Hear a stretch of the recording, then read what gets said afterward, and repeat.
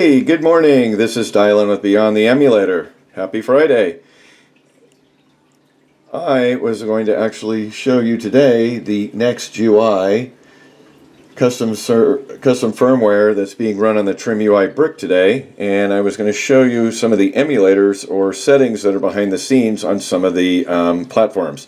So for example, today we're going to go with the Sony PlayStation. So if we were to go hit the tab for Sony PlayStation, we're going to go ahead and see a list of games.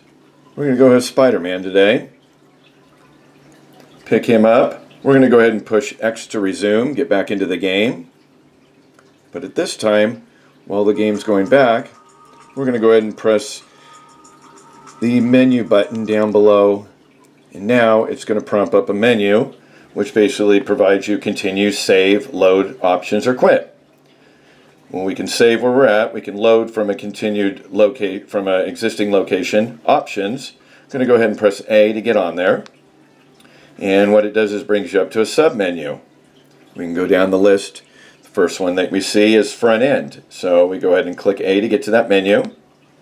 And you can see there's quite a few different choices down below. We've got screen scaling, we've got audio, ambient, screen effect, overlay, offset screen X, offset screen Y, the sharpness, the core sync, the speed, a debug HUD, the max FF speed, the fast forwarding audio, and then it brings you back up to the top. So doing a little research on this, for screen scaling, it sits here at full screen. Actually, if you were going to go with the native screen, which is recommended, you're going to get it very similar to like a Game Boy with the black borders on the sides. But it'll give you a little bit more of a sharper image because you're not expanding the picture. Going down here on the audio, it's recommended to go with high. There is choices of max, low, medium, high. We're going to go ahead and stick with high. We're going to go down a little bit more, down to the sharpness. We're going to keep it down to nearest. We're going to go with the core sync, which is going to be set at native for the emulator for the frame rate. CPU speed, we're going to go with performance.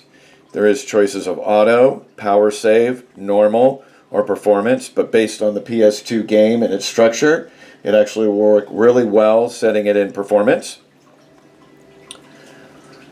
Basically, that's all we have as far as any change settings we want to go here. We're going to go back. We're going to go down to the emulator, which is the second one in line. Click down and you have system menu and you have a sub-menu. Goes down and provides you a few different settings.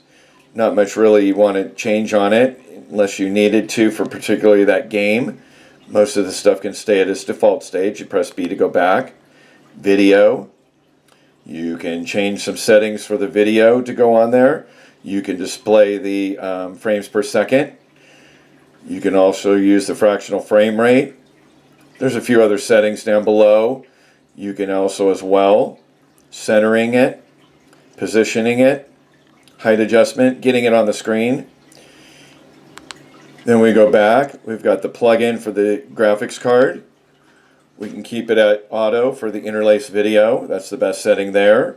Everything else, unless you want to tweak any of it, you'd want to leave it there. Enhanced resolution, keep it disabled. It's just going to distort your image. Audio goes into a little bit deeper on the audio. You could probably keep these standard right now. If you want to go ahead and tweak them and change them, you can see if that changes the way it sounds. Got a few compatibility fixes we've got here that are enabled or disabled, as well as some speed hacks which are disabled, but you can also turn around and enable them. If you want to go in a little deeper, go back there. There's also the third tab, which is shaders.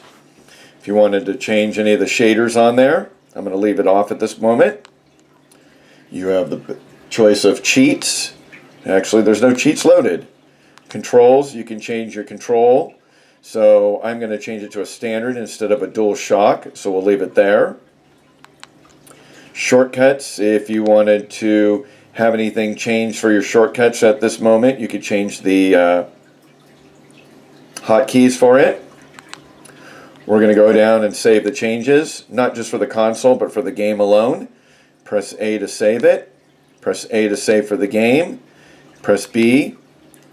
We're going to go back and continue. And we should have actually saw a frame rate position.